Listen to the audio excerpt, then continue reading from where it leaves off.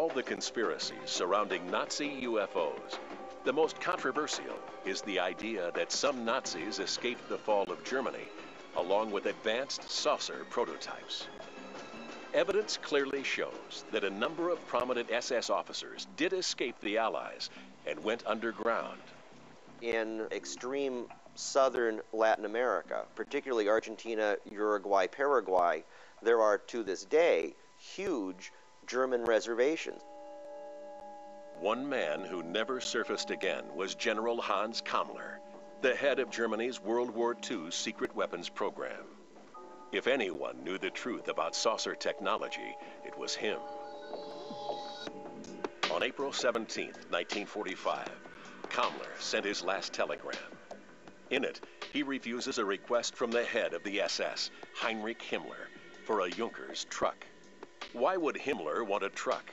Why would Kammler turn his boss down? Some experts believe truck was the code name for the massive six-engined Ju-390, a plane capable of flying 6,000 miles non-stop. Only two were built, and Kammler had one. After the war, his Ju-390 was never found. Did Kammler use this massive transporter to escape? If he did, where was he going, and what was he taking? In 1945, a sudden surge of UFO sightings occurred in South America. Had the Nazi engineers found a new base? There were thousands of sightings in the years immediately following the war, much more so than in North America, which indicates the possibility that the Nazis flew to South America and continued operating their craft from their bases there. The president of Argentina, Juan Perón, approved 1,000 passports for Nazi scientists and engineers. War criminals Klaus Barbie and Adolf Eichmann were both traced to South America. Reimer Horten, Nazi flying wing pioneer, moved to Argentina in 1948.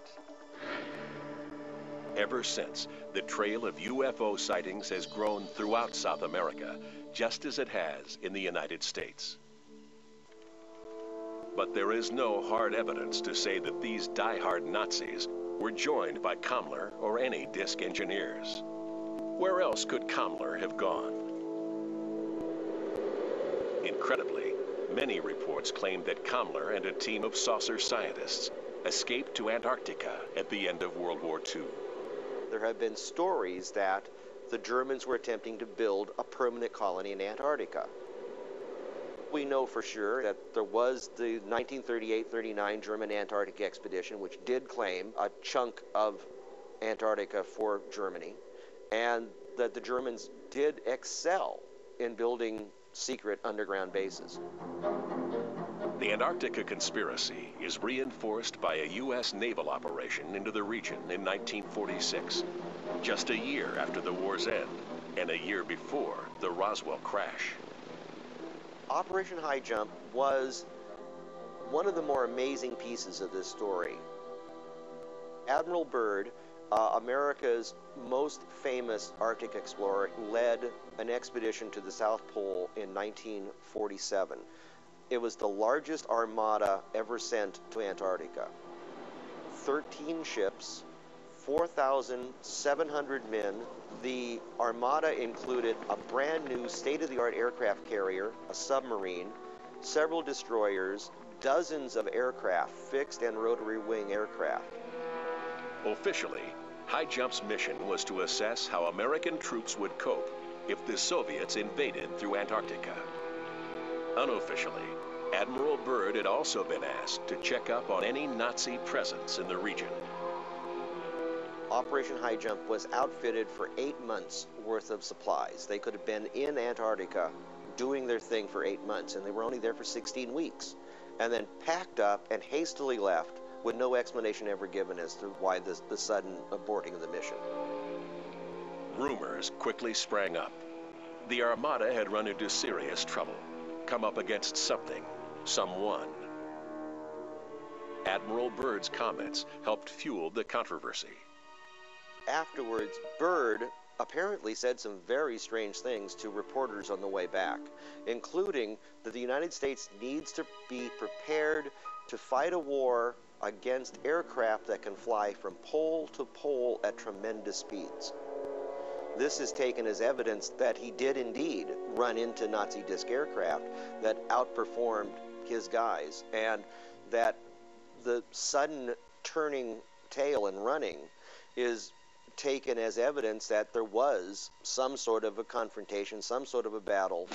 The Nazi UFO conspiracy is complex, compelling, and circumstantial. In 1944, Allied pilots see UFOs over Germany.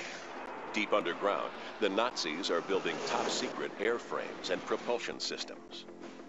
At the war's end, the SS general in charge vanishes without a trace.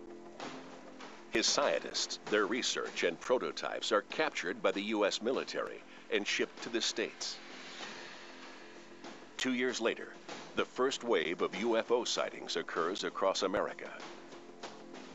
Are these, in fact, U.S. prototypes of a captured Nazi H-9 flying wing? In the late 50s, the U.S. Air Force funds the Avro car, a flying saucer that looked like a Nazi secret project called the Repulsine. And in 1965, a UFO crashes in Kecksburg, Pennsylvania. It is reportedly bell-shaped and covered with distinctive markings, just like a radical Nazi device that may have been built at the end of the war. It's a trail of evidence that leads right to the very heart of the UFO conspiracy. Did the Nazis build successful saucer prototypes? Did the U.S. government and other nations develop them in secret? Are all these sightings human-engineered craft?